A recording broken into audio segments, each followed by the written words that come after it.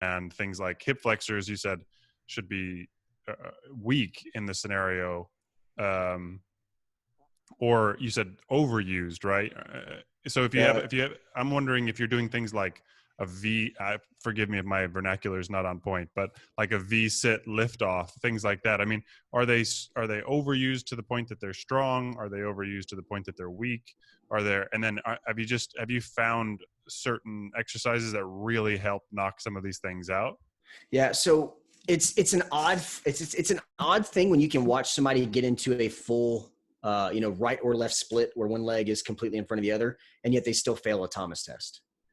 So they have extreme laxity, kind of joint capsule, where they're able to kind of wiggle their way around with some sort of lumbar torsion and some sort of, rocked positioning in the pelvis. And because a coach won't, that's uneducated in proper anatomy and mechanics, you can look at that and go, okay, well, their legs are flat, they're in a split. And so I'll have kids that come in and they're, I've seen them in the gym be able to do those skills, and then they fail a Thomas test and it hurts their back.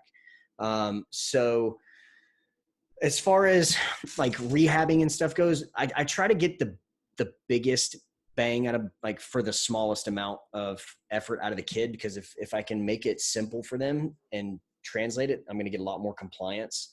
So I typically will start, like, if they're having low back issues and I can just see when they come in, I mean, they're just at rest. They look like J-Lo, right? They're standing there like super extended back, and we just try to find neutral. Like, can we find pelvic neutral? And if I can find that, then I tie that in. We start with that. And it can be as simple as them just laying on the ground and can you smash my hand with your back, right? And just learning this tilting position.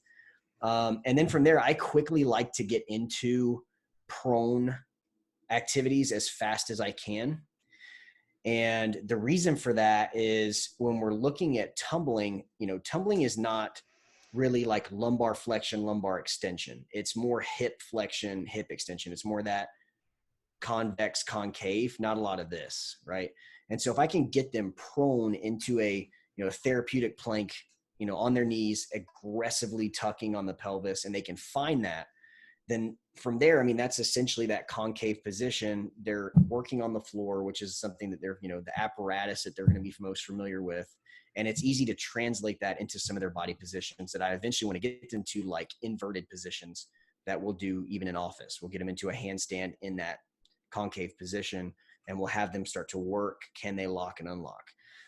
So I typically will jump straight into sagittal plane as aggressively as I can, just to get them to find some sense of lumbar neutral and pelvic neutral.